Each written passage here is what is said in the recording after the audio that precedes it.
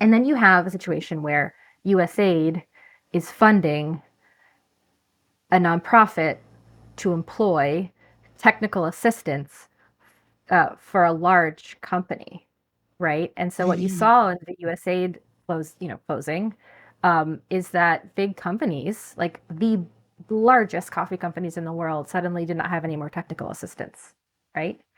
And so, it's a bit of a house of cards in that sense, and it's very incestuous. And so, did did Trump pull that mask off?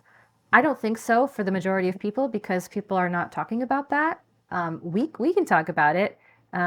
Could anyone have pulled that mask off by reinventing the development sector? Yes, and that's what should have happened. If you're starting or growing your business in these volatile times in coffee and you need a little extra support, our scope of business advisory services may be just what you need. Join one of our hugely successful mastermind groups for support in a group setting, or send us an email to discuss our one-on-one consulting and business advisory services, where we'll work with you one-on-one to solve specific problems in your coffee business. All our services come with a 100% money-back guarantee, so send us an email at support@mapperforward.org and let us know how we can help you today.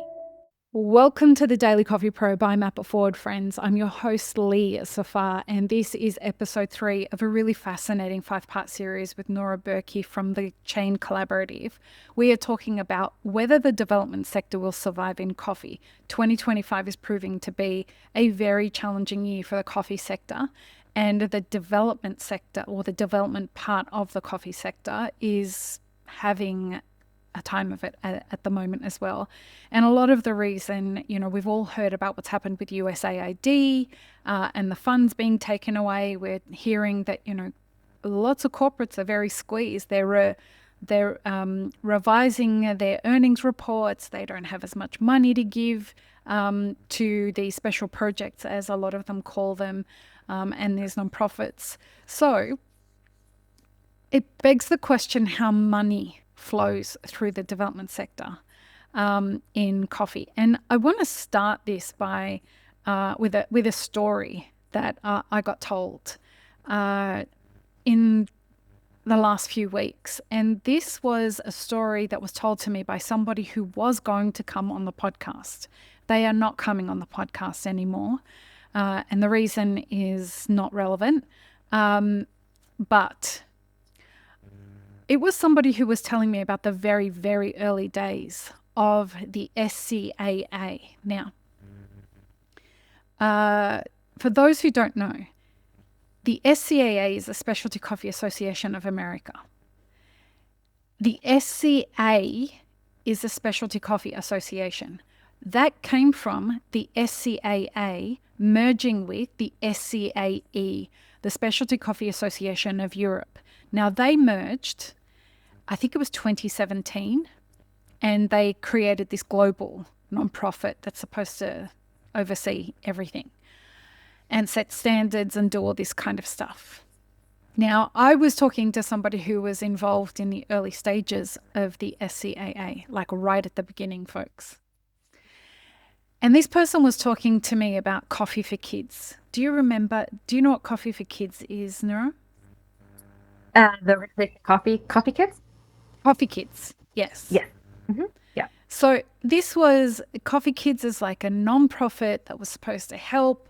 And he was going through how it was supposed to improve the lives of the children of farmers and blah, blah, blah, blah, blah. And I was having this preliminary conversation with him, and I said, knowing I was having this conversation with you, Nora. And so I said to this person, can I just ask, instead of creating this nonprofit, why didn't you just pay more for coffee? And he said, capitalism. No shit, that was his response. Yeah. And I said to him, you can't be serious. Actually, what I said was, you can't be fucking serious. And he said, well, capitalism, it works better this way. Mm. And it floored me having that conversation. It floored me because I look back when you start to understand that what we're seeing now in our industry, going back 50 years, that was the sentiment of the beginning of all of this. It infuriated me. When you hear people talk about the way that money is involved in nonprofits, help me understand, you as somebody, in our preliminary conversation, we had a big conversation about this kind of disconnect between, you know, people who are in the nonprofit sector and how little they get paid versus how many people are in the corporate sector and how much they get paid. There is a significant disparity, right? Could you explain that for people who don't quite understand how much nonprofits don't get paid? Sure. Yeah. I mean, and first, just to comment on that story. I mean, I think the question that came to mind is like, capitalism works better for whom? Like Yeah. that's maybe for some, certainly for some people, right? And so, yeah, I don't know how much people throughout the industry get paid. Anyone really get. I know how much my team gets paid. I don't know how much everyone else gets paid. I've heard people that work for businesses kind of as a baseline expecting 2-3 times what I would expect to see not nonprofits kind of get people working for nonprofits getting paid. Not There's not always that big of a disparity, 2 or 3 times. Sometimes it's maybe 1.5 times people working for companies do expect more. um and I think there's a couple things to point out, right? Is, especially in many countries, not all, but having to disclose how much people are making is not something you need to do for corporations. You do have to disclose, at least as a group, how much people are getting paid within nonprofits. So there's that kind of watchdog mentality a little bit, um, and profits are certainly hidden. Um, why are all the traders based in Switzerland, right? Profits are hidden. And so I think there's a kind of, opaqueness to how money flows. But I do think kind of as a baseline, people in the coffee sector expect more, when they're working for businesses, and it can be tied to things like, like sales, and there's kind of this there's kind of also in the nonprofit sector this sense that it's unethical to get paid by like a percentage of what you fundraise. Um, and the reason for that is because it's hard, right? Like we can value people in corporations and private companies for how much they're able to sell, right? You can get a commission. No one is batting an eye at that. But when you do commission for nonprofits and sort of based on how much someone is able to fundraise, people do think that's unethical. The reason being is because you fundraise for a particular project, right? You're asking for money for a particular project. And then there's a sense of, well, my money is going to go towards that. I don't want it to go towards you, right? However, to get that money, you have to be a really good fundraiser. And so we don't value those people as much. We don't value their capacity to sell a project. We value people's capacity to sell coffee, right? And you see that through how much people are getting paid. And people do get upset if you were to if a fundraiser was able to say, like, I'm going to make this much money off of your donation. People are going to say, I don't want to give it anymore because I want it to go all towards the project. Right. So you have to raise enough money for administration to be able to pay that person, but no one wants to give money to administration. They want to give money to the project. So it's very hard for a nonprofit, and for this reason, people do really struggle to pay their staff, right? Because no one wants to give money. They want to give money to the project. Yeah. So nonprofits raise money, and where do you raise money from? So, I mean, I think of it in terms of raising money from the private, civil society and public sector. So if you raise it from the private sector, you're raising money from companies. If you're, public sector, you're, government grants. And then civil society, say individuals can give money, but then also foundations. So, like foundations can be, a family foundation, right? That kind of, comes together and, like whatever it is. However, they have a lot of money, and so they put it into a foundation, and it can go towards nonprofits. Sometimes companies set up their own foundations, and a lot of it comes from like investment income and things like that. But it's still sort of part of the civil society sector because it's set up specifically as a foundation to give money to nonprofits, and so yeah, so those are the three places, and it's hard because as a nonprofit, you really want to diversify that income. You want to have like a Right. third coming from the private sector, a third coming from public, but um, but it's hard to diversify that, right? The smaller you are, the harder it is to get any government funding. Governments prefer bigger organizations, which is part of the challenge. And then a lot of companies do as well. And so small nonprofits really rely a lot on individuals and kind of family foundations, and yeah, and they struggle the most.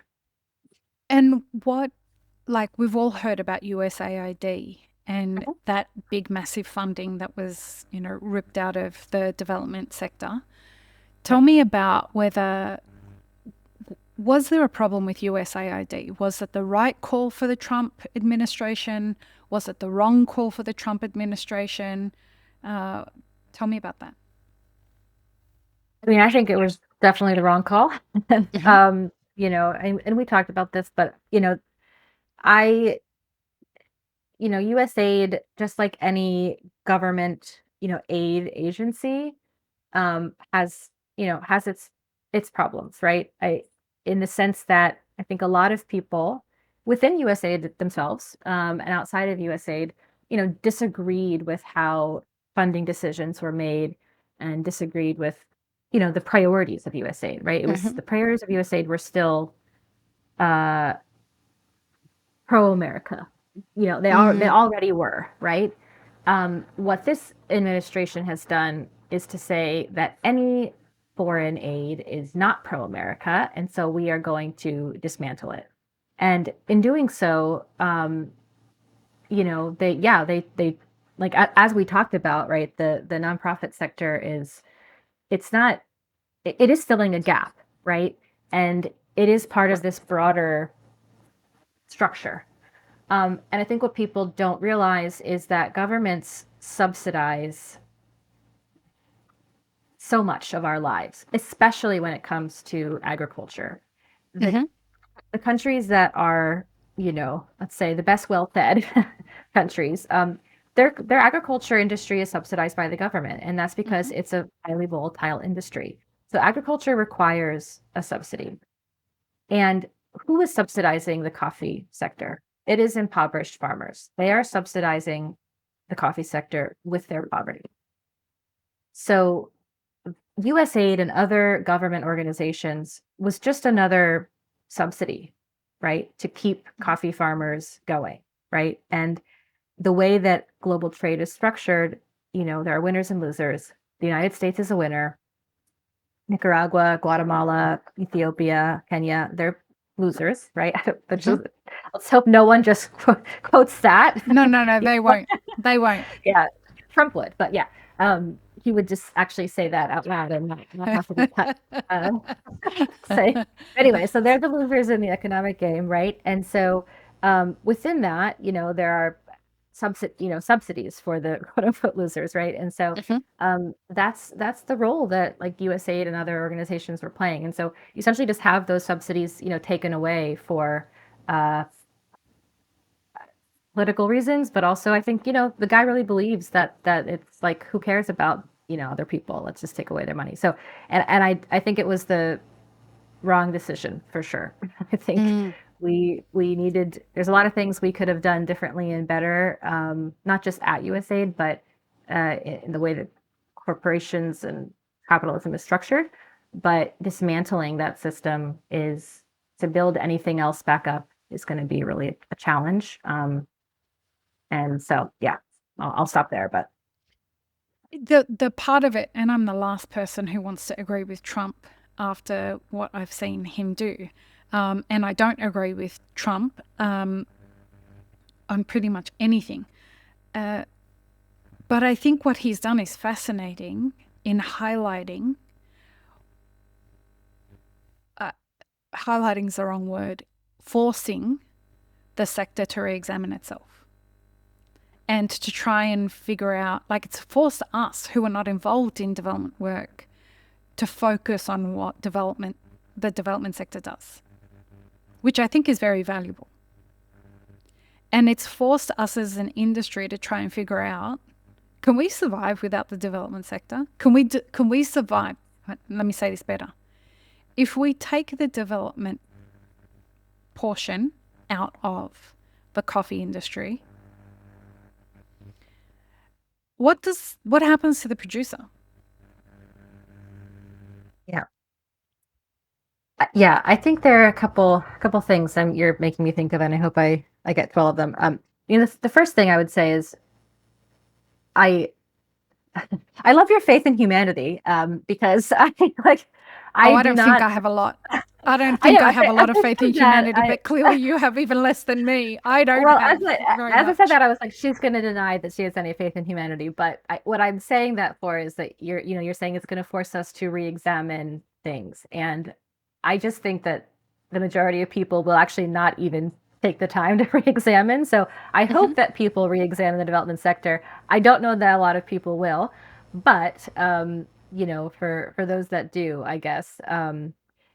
What are the lessons that I'm taking away from this? I think the one thing is, as I mentioned, think USAID and so big, like obviously government organizations like that, and then also large companies, they don't, and they're not investing in the Chain Collaborative. They don't even have they wouldn't even have a conversation with us, right? We need to be a lot larger, and there are reasons, for that. One, they need like financial audits, which can be like, that's another thing, no one wants to pay for financial audits, but like I have to they're pay expensive. $7,000 for, Yeah. yeah. So like, they don't want to give me money for that. No, they want to give it to a project, but that's what that costs. And so when USAID, these types of organizations, they give money, there's a lot of that kind of stuff that they require. They also require, you know, like just a lot of numbers, right? And you see that with companies as well. I mean, we've been rejected by companies to say, well, you can't, we're trying to reach, 10 million women by 2030, and, we can't reach that number with you, right? You're too small. And so they're looking for these big companies and big organizations Impact targets. that can reach, whether or not it's a light touch, whether or not it's, let's count a farmer who shows up for 2 hours to a training, right? They can still record that number and say, we reached this person. So however impactful it really is, they're looking for those numbers. And so, they want that size. So you have always like the same people, the same nonprofits being invested in, you have the same cooperatives being reached because they have the numbers. And they're sort of like typical, people that get reached to these types of grants. Also, there's been this sort of push in the past 20 years of public-private partnerships. And so, there were instances where like USAID and other, organizations wouldn't even touch a donation to a nonprofit unless they could match that donation from a large corporation, right? Again, I'm not going to get a donation from a large corporation, and therefore I'm not going to get any money from a, government agency because I can't get this, public-private partnership match. But when you have the private partnership match, right, from a big company, right, they're going to invest in their farmers and their supply chain. So, and then they have the power to set up their own nonprofit arms, right? And so then it all becomes very incestuous, right? Because you get sort of money from the government to invest in your supply chain. You have kind of your nonprofit arm that's set up to do the work, right? It's all within, within your supply chain. And then you have a situation where USAID is funding a nonprofit to employ technical assistance for a large company, right? And so what you saw in the USAID closing is that big companies, like the largest coffee companies in the world, suddenly did not have any more technical assistance, right? And so, it's a bit of a house of cards in that sense, and it's very incestuous. And so, did Trump pull that mask off? I don't think so for the majority of people, because people are not talking about that. We can talk about it. Could anyone have pulled that mask off by reinventing the development sector? Yes, and that's what should have happened. Instead, it's because at the end of the day, what also ends up happening? All those people that were hired to be technical assistants no longer have jobs. Farmers no longer have the support, right? And so I don't care that the companies lost their technical assistants, right? They can pay for them themselves. But I do recognize that they probably won't pay for them themselves. And so, you ask the question, like, do we need the development sector? I don't know. Like, I think it's interesting to ask them, like, do you need those technical assistants? Are you willing to pay for your own technical assistants now and give them their jobs back? Are you willing to, do what it takes to provide the training to farmers, right? And I don't know. It's almost like a question of how resilient. We talk about this word resilience. People love the word resilience, and I think it's an offensive word, right? And I always have, in the sense that it's like, why are we teaching coffee farmers to be resilient? They are the most resilient people in the world, or among them, right? Because of how, that, like I said, their poverty, right, is subsidizing the sector. And so, in a sense, it's like, are we now in a situation where this funding is lost, and we are just going to see, like, how far can we push it? How resilient can farmers be? Like, how poor can people get? Right. And that's, in a certain sense, like, part of what I think could happen. Now, I will say that not USAID is, shut down, right? That funding is no longer, but their nonprofits still exist. So, from other private companies are still funding, other governments are still funding, civil society is still funding. So, we still have it.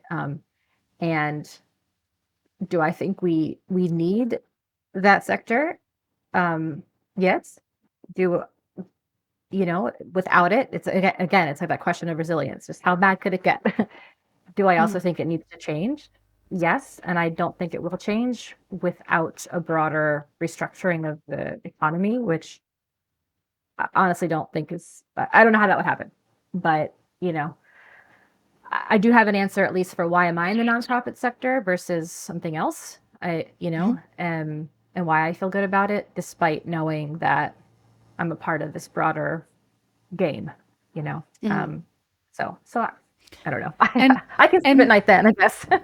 Well, and I want to explore that in the last episode. I think that it's really it's a big question that I have about, like, why do people do this? So anyway, folks, in the next episode, we're going to talk about what the myths are and the misconceptions of the development sector. So join us for the 4th episode of this series in the next episode. Peace, love, and peanut butter. Have an amazing rest of your day. This episode is part of a 5-part series produced by Mapper Forward. Check the full playlist and guest details in the show notes, as well as how you can support our work in the coffee industry. Become a premium YouTube subscriber, explore our Patreon and any brands we've partnered with to bring you this podcast. Please don't forget to like, share, and subscribe. It really does help us grow our audience.